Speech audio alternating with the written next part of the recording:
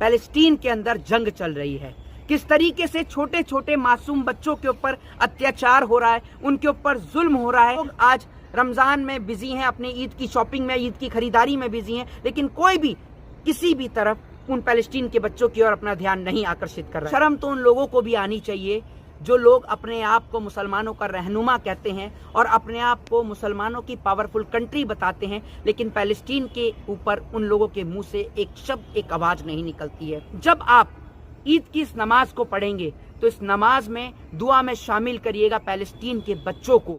This video is sponsored by Max Multi-Speciality Hospital, 24/7 emergency trauma and critical care center with advanced services, located at Hagarga Circle, Ring Road, Gulbarga.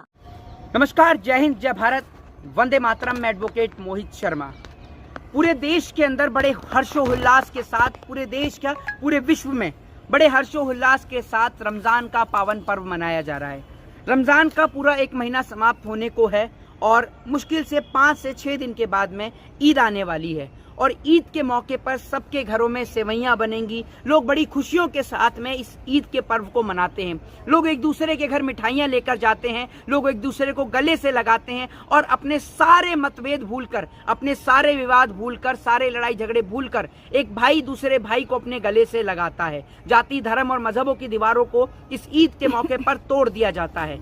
लेकिन मुझे एक बात समझ में नहीं आ रही, जहाँ पूरे विश्व में ईद का त्योहार मनाया जा रहा है, पूरे विश्व में रमजान मनाया जा रहा है, वहीं एक और आप लोगों ने देखा होगा कि किस तरीके से पैलेस्टीन के अंदर जंग चल रही है, किस तरीके से छोटे छोटे मासूम बच्चों के ऊपर अत्याचार हो रहा है, उनके ऊपर जुल्म हो रहा है। वो 2 वक्त के निवाले के लिए परेशान हैं, जहां एक और लोग अच्छे अच्छे भोजन खा रहे हैं, अच्छा खाना खा रहे हैं रमजान के मौके पर। और अगर आप भारत की बात करते हैं, हम लोग भारत में रहते हैं, तो आपने देखा भी होगा भारत देश के अंदर, भारत देश की सरकार के द्वारा मुस्लिम भाइयों को जो है वो ईद के मौके पर किट भी बांटी जा रही है।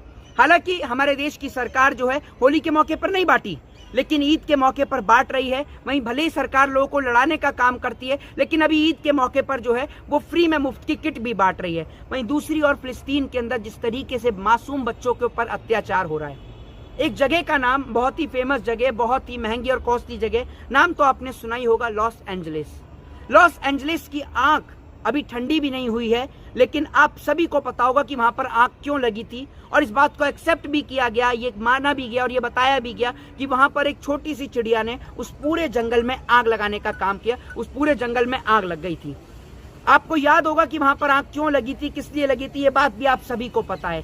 मैं एक ही बात आपको कहना चाहता हूं कि अगर आप सभी लोग तो अपने घर में ईद का त्योहार मना रहे हैं, लेकिन जब आप ईद की इस नमाज को पढ़ेंगे तो इस नमाज में दुआ में शामिल करिएगा पैलेस्टीन के बच्चों को।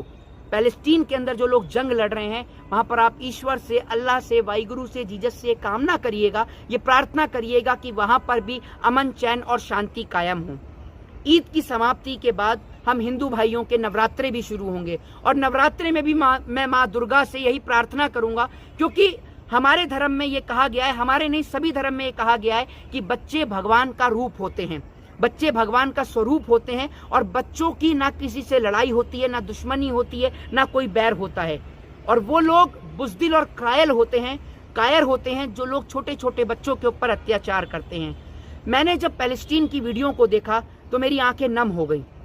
उन वीडियो को देखकर मेरी आंख में भी आंसू आ गए और मैं भी सोचने को मजबूर हो गया कि आखिर कोई इतना भी निर्दयी हो सकता है कि छोटे छोटे बच्चों के ऊपर अत्याचार कर रहा है। लेकिन शर्म तो उन लोगों को भी आनी चाहिए जो लोग अपने आप को मुसलमानों का रहनुमा कहते हैं और अपने आप को मुसलमानों की पावरफुल कंट्री बताते हैं, लेकिन पैलेस्टीन के ऊपर उन लोगों के मुंह से एक शब्द, एक आवाज़ नहीं निकलती है।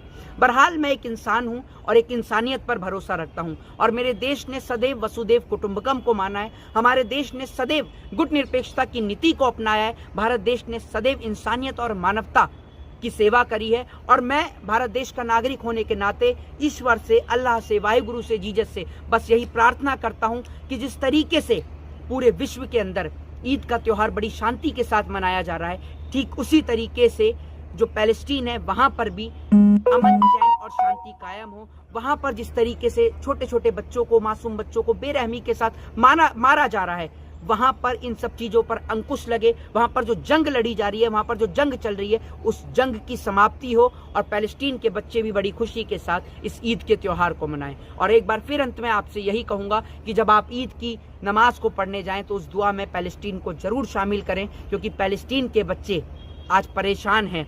और कोई भी धर्म, कोई भी मजहब ये नहीं कहता कि आप छोटे छोटे मासूम बच्चों के ऊपर अत्याचार करो। अगर आप इंसान हो तो उन मासूम बच्चों के लिए जरूर आवाज उठाएं, अपनी दुआ में उन मासूम बच्चों के लिए जरूर दुआ मांगे। आप लोगों की क्या राय है, क्या प्रतिक्रिया है, अपनी प्रतिक्रिया जरूर दें। और भारत के नहीं, विश्व के किस राज्य से आप इस वीडियो को देख रहे हैं मुझे जरूर बताएं। और आप इस वीडियो को ज्यादा से ज्यादा शेयर करें ताकि लोग ज्यादा से ज्यादा पैलेस्टीन के लिए आवाज उठा सकें, क्योंकि लोग आज रमजान में बिजी हैं, अपने ईद की शॉपिंग में, ईद की खरीदारी में बिजी हैं, लेकिन कोई भी किसी भी तरफ उन पैलेस्टीन के बच्चों की ओर अपना ध्यान नहीं आकर्षित कर रहा है। तो मेरा आप लोगों से निवेदन है कि इस वीडियो को ज्यादा से ज्यादा शेयर करें और अपनी प्रतिक्रिया कमेंट बॉक्स में जरूर दें।